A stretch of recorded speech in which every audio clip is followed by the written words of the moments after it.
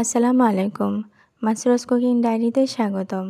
আজকের রেসিপিতে দেখানো হয়েছে কিভাবে গ্রাম্য পদ্ধতিতে হাঁসের মাংস রান্না করা হয়। সুগন্ধি মশলা আর সহজ উপকরণে তৈরি এই গ্রাম্য স্টাইলের হাঁসের তরকারি খেতে অসাধারণ সুস্বাদু। যারা দেশীয় খাবার বিশেষ করে গ্রামের স্বাদে রান্না পছন্দ করেন তাদের জন্য এটি দারুণ একটা রেসিপি। পুরো ভিডিওটি দেখুন আর বাড়িতেই সহজে ট্রাই করুন এই মজাদার স্বাদের তরকারি। আশা করি আপনাদের উপকারে আসবে। রান্নাতে চলে এলাম। চুলায় প্যান বসিয়ে 3 টেবিল স্পুন সাদা তেল দিয়ে তার মধ্যে 4টি বড় সাইজের পেঁয়াজ কুচি দিয়ে দিচ্ছি।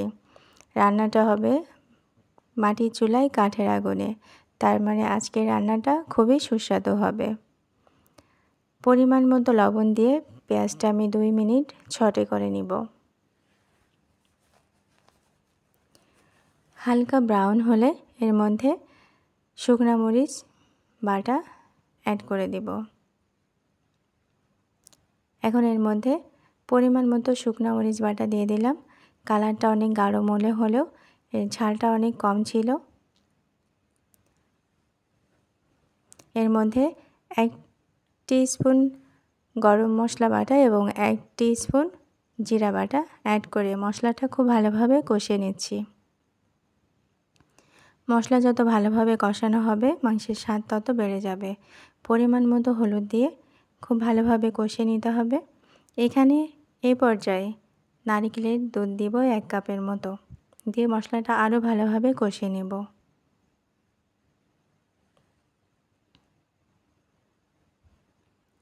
নারকেলের দুধটা ফ্রোজেন করা ছিল। এভাবে ফ্রোজেন করে নারকেলের দুধ রাখলে খুব সহজে অল্প সময়ে রান্না করতে পারা যায়। মশলাটা খুব ভালোভাবে কষানো হয়ে গেছে। এখন এর মধ্যে মাংস দিয়ে দিচ্ছি। আর এখানে 3টা বড় সাইজের আলু অর্ধেক করে কেটে দিয়েছি। এখন মশলার সাথে মাংস খুব ভালোভাবে মিশিয়ে কষিয়ে নিতে হবে 10 থেকে 12 মিনিট। এভাবে মাটির চুলায় মাংস রান্না করে সুন্দর স্বাদ পেয়েছেন কে কে অবশ্যই জানাবেন। আর এভাবে কে রান্না করেন সেটাও জানাবেন।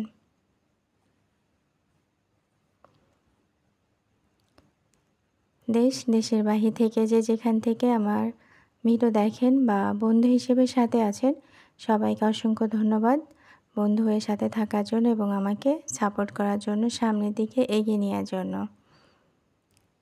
এখন এখানে বাকি নারকেলের দুধটাও দেওয়া হচ্ছে।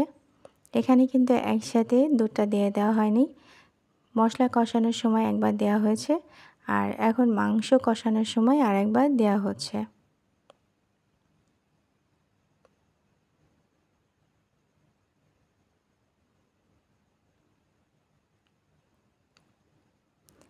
সহজ উপকরণ আর দেশীয় মশলার মিশ্রণে এই গ্রাম্য স্টাইলে হাঁসের তরকারি বা রেসিপি হবে অসাধারণ স্বাদের।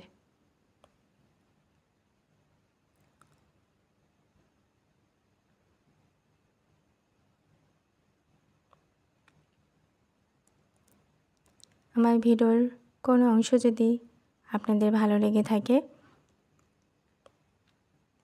প্লিজ সাবস্ক্রাইব করে বেল আইকনটা অন করে দিবেন, তাহলে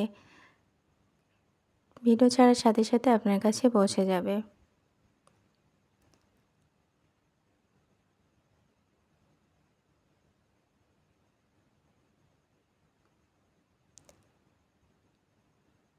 মাংসটা কষানো প্রায় শেষ। এখন এর মধ্যে 5টা রসুন দিয়ে দিচ্ছি। এভাবে রসুন দিলে খেতে খুবই ভালো লাগে।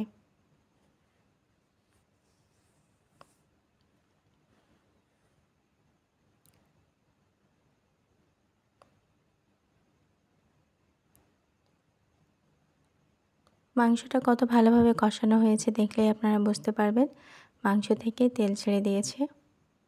এখন বাকি যে নারকেলের দুধ ছিল সেটা দিয়ে বাকি রান্নাটা শেষ করে নেব। এখানে কিন্তু অনেক বেশি সাদা পানি দেওয়া হয় নাই, একটা নারিকেলের দুধ ধাপে ধাপে দিয়েই রান্নাটা করা হয়েছে।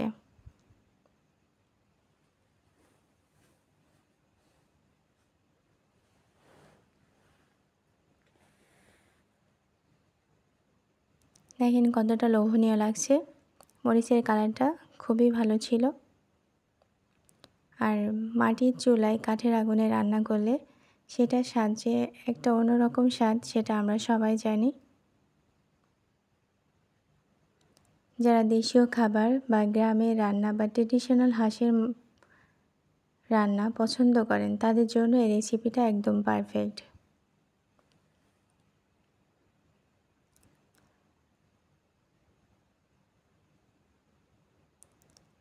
ভিডিওটা যদি ভালো লেগে থাকে প্লিজ ভিডিওটি ফ্রেন্ডস ফ্যামিলির সাথে শেয়ার করে রাখবেন, যাতে তারাও এই খাবারের স্বাদ নিতে পারে।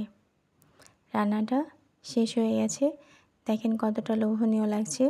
এখানে রসুন আস্ত আছে, মাংস, আলু সব কিছু আস্তে আস্তে আছে, এবং ঝোলটা কতটা পাতলা, কিন্তু খেতে কিন্তু অসম্ভব মজা ছিল, অসাধারণ স্বাদ ছিল এই হাঁসের মাংসের। আমার রেসিপি যদি ভালো লেগে থাকে প্লিজ একটা লাইক কমেন্টস করে জানাবেন কেমন হলো, আর সাবস্ক্রাইব করে পাশে থাকা বেল আইকনটা অন করে দেবেন, তাহলে ভিডিওটি আপনার কাছে পৌঁছে যাবে ছাড়া মাত্রই। ভালো থাকবেন, সুস্থ থাকবেন, আল্লাহ হাফেজ।